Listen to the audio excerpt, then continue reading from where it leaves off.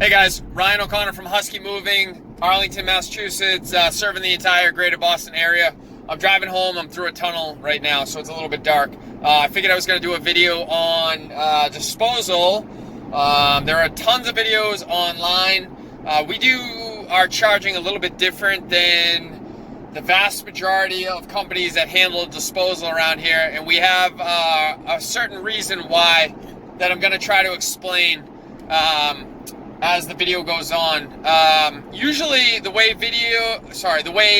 disposal companies work is, more often than not, they'll show up to your place, they have a truck, depending on how much of their truck gets filled is how they charge. So they have a set fee for, a quarter of a truck, a half a truck, full truck, blah, blah, blah.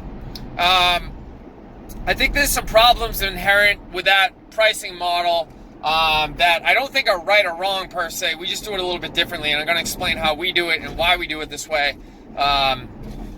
So whenever you get a phone call from someone and they want a estimate, or they want to know how much their job is going to cost, and you're doing disposal, unfortunately, usually what's going to happen is it's going to be very hard to know how much of the truck you're going to actually fill up. And so the customer inherently wants a dollar amount that they're going to have to pay to get rid of X, Y, and Z, but unfortunately, you don't know how much of the truck that's going to take up, and more importantly, how much it's going to cost at the dump that you go to. All dumps charge by the pound, and then there's some special fees for certain items, specialty items like monitors, electronics, AC units, refrigerators, stuff like that. But for the most part, it's by the ton. All dumps have a certain tonnage rate that they charge, and that's how most of us get rid of our stuff if we're handling disposal stuff. So the problem is, customer calls in, they say, hey, how much is it going to cost me to get rid of my office building? It's got 3 different rooms of furniture, blah, blah, blah. And they kind of want to know a price on that. And you have to figure out, based on your experience, how much you think it's going to cost, and blah, blah, blah. But the inherent problem with the disposal business that you'll actually see a lot of companies struggling with is, oftentimes they get told they're going to dispose of X, Y, and Z, and then they get there, and for example, they'll find trash bags that contractors have put a whole bunch of tiles down the bottom of trash bags that they didn't know were there. For example, that's one thing that happens pretty frequently. Things like that. I don't need to go into tons of different examples, but there's a bunch of different things where you could think that you're dealing with X, and you actually get there and you're dealing with Y, and so the profit margin that you thought you were going to generate on a job gets cut into significantly if the weight of what you're disposing is much higher than what you told the customer it was going to be. You oftentimes will wind up eating the cost of that, which I don't particularly think is fair. I don't want to put myself in that position. Again, I can't stress this strongly enough. There's no right or wrong way to do it. It's however you decide you want to do it, and oftentimes the business that we're in dictates what we can kind of get away with and not get away with. So obviously I would encourage you to do whatever you think is right, and however you want to run your business is up to you. That goes without saying.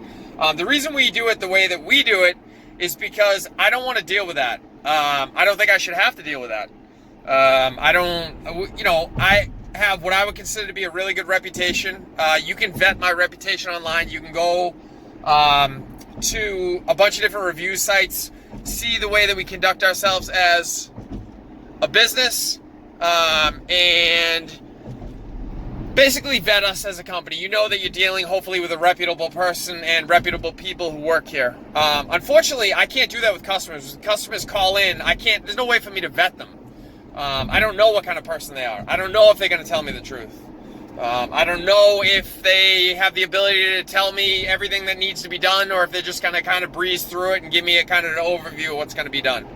And that's just the reality of the business that we're in. It just is what it is, whether you like it or not.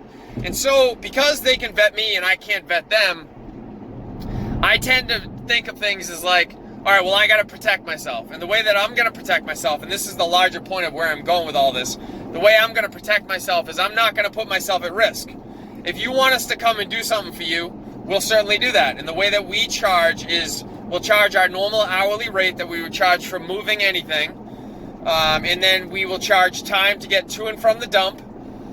and then we will charge the customer for whatever the dump fee is. So whatever we pay at the dump, if it's $100, they pay $100. So we don't make any money off the dump itself. We only make money off the hourly fee and the truck charge if we charge them for that.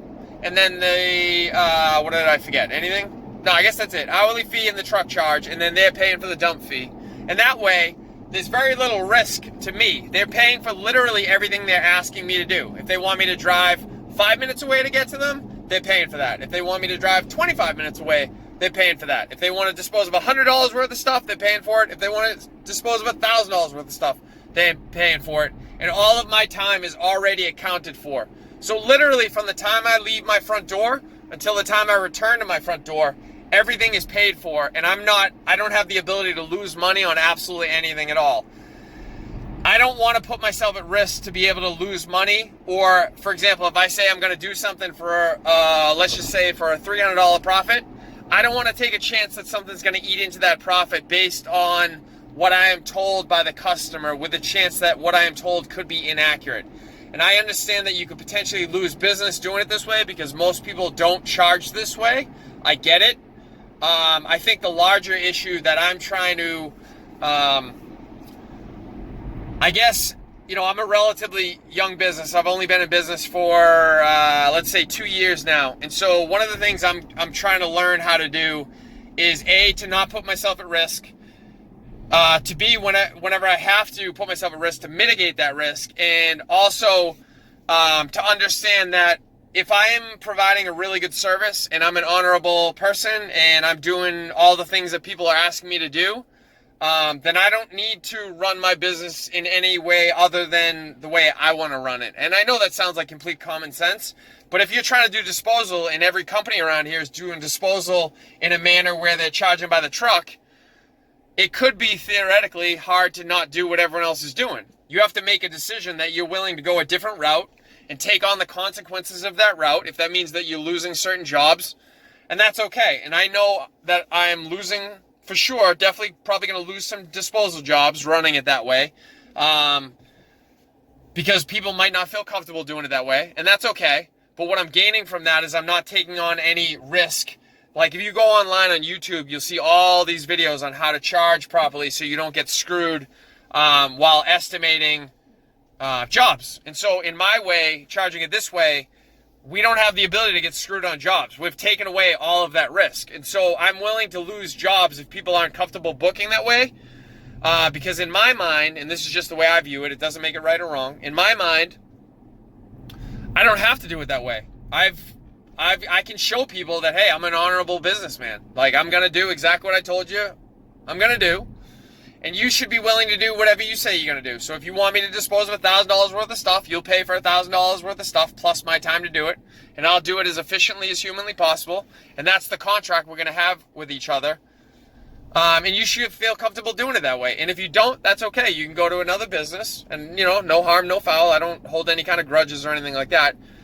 So I guess my larger point, as I've said multiple times, but I'll say it one more time, is just be willing to do things in a manner that the way that you want to do them, regardless of what that means. You don't have to do it my way. You can do it whatever way you want. If there's another way that you find better, more power to you. But don't feel like you need to do things the way that everyone else is doing them. If you've earned the right to make a decision that that's not the path you want to go down. I feel like we've earned that right. I feel like I've earned the right to run a business in whatever manner I choose. And if I say, hey, I'm not going to take on that risk, or I don't want to take on that risk, I don't have to take on that risk. You can either choose to do business with me or you can choose not to, and that's up to you. And that's okay. You know what I mean? And this, again, a lot of this is complete common sense, and I get that. It's probably a lot easier for some people than it is for me. I'm just relatively new to running my own business, so this is something I'm kind of figuring out as I go. And then, the reason why I decided to post this video is because I see all these videos online about guys running their businesses the exact same way as the next guy. And it seems like inherently there's some issues that come up with running it that way. And again, that's okay. I mean, like I run a moving business. There's a lot of issues that come up with the way that I run my business, and I'm aware of that. That's inherent to any time you're going to run any kind of business. There's going to be issues on how you decide to charge. I just think that there might be ways that you might be able to kind of mitigate some risks and alleviate some of the tension that comes from booking these jobs. So anyway, guys, I hope you found some of this informative. The takeaway I hope from this is just you feel confident enough to run your business in the manner in which you want to run it, and not the way that someone else is running their business, feeling like you have to do it the same way someone else is doing it. If you have any questions, link to my business and contact information is going to be up at the end of this video. I hope this was helpful, and I hope to do business with you guys at some point. Thank you.